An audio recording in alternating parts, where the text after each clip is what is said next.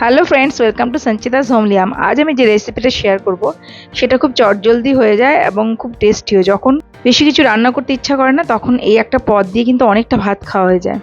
প্রথমে আমি 150 গ্রাম মিষ্টি কুমড়ো নিয়ে নিয়েছি, খোসা ছাড়িয়ে নিয়েছি, তারপর ভালোভাবে ধুয়ে নিয়েছি এবং ছোট ছোট টুকরো করে কেটে নিচ্ছি এবং টুকরোগুলো পাতলাও হবে যাতে তাড়াতাড়ি ভাজা হয়ে যায়।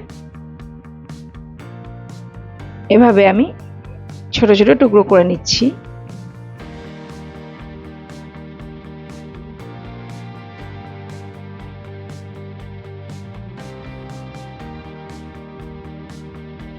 দেখুন, টুকরো করা হয়ে গেছে কুমড়ো। এবার আমি একটা ফ্রাইং প্যানে দিয়ে দিলাম 1 টেবিল চামচ সর্ষের তেল, দিয়ে দিচ্ছি অল্প একটু গোটা জিরে, তারপর কেটে রাখা কুমড়ো দিয়ে দিচ্ছি। মিডিয়াম ফ্লেমে আমি লাল লাল করে ভেজে নেব।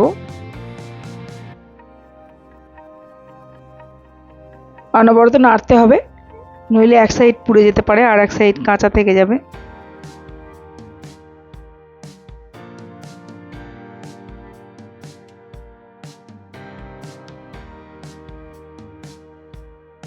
লাল লাল করে ভাজা হয়ে গেছে।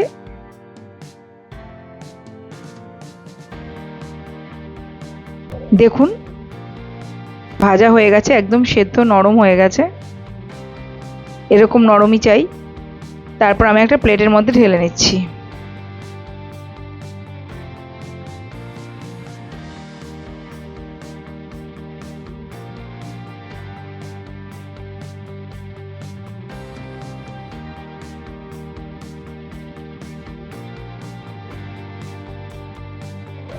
তারপর কড়াইতে আমি দিয়ে দিচ্ছি আরও 1 টেবিল চামচ সর্ষের তেল। তেলটা গরম হলে তাতে আমি 4টে শুকনো লঙ্কা ভেজে নিচ্ছি। লাল লাল করে ভেজে নিয়ে আমি লঙ্কাটা উঠিয়ে নেব।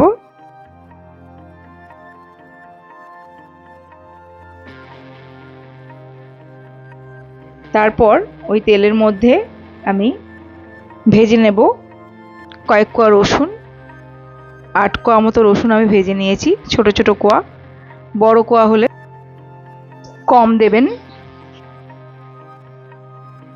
লাল লাল করে ভেজে নিয়েছি অনবরত নাড়তে নাড়তে। তারপর রসুনটাও আমি তুলে নিচ্ছি।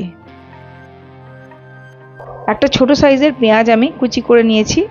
এবার এই তেলের মধ্যে পেঁয়াজটাও আমি লাল লাল করে ভেজে নেব।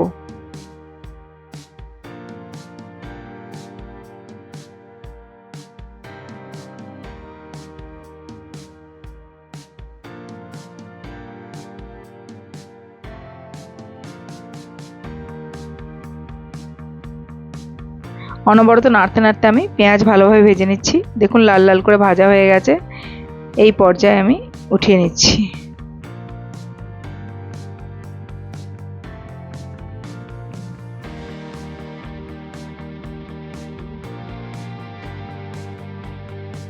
এরপর আমি অল্প একটু নুন দিয়ে দিলাম। নুনটা পরিমাণ মতোই দেবেন।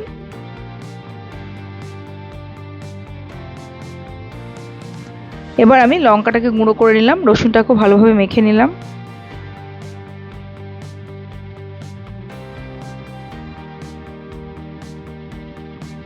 তারপর কুমড়ো এবং পেঁয়াজটাও একসঙ্গে মেখে নিলাম। দেখুন কত সুন্দর নরম হয়েছে কুমড়োটা।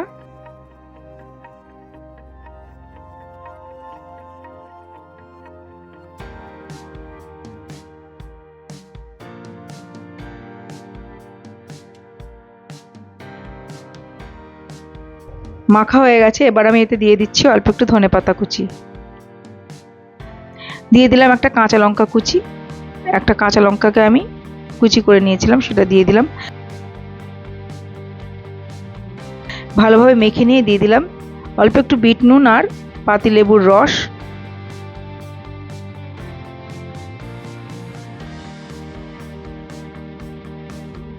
দিয়ে মিশিয়ে নিলাম। তৈরি হয়ে গেছে আমাদের মিষ্টি কুমড়োর ভর্তা।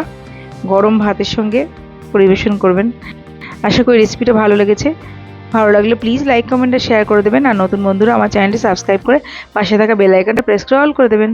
অনেক ধন্যবাদ পুরো ভিডিওটা দেখার জন্য। আমি আবার হাজির হয়ে যাব অন্য একটি রেসিপি নিয়ে। ভালো থাকবেন। নমস্কার।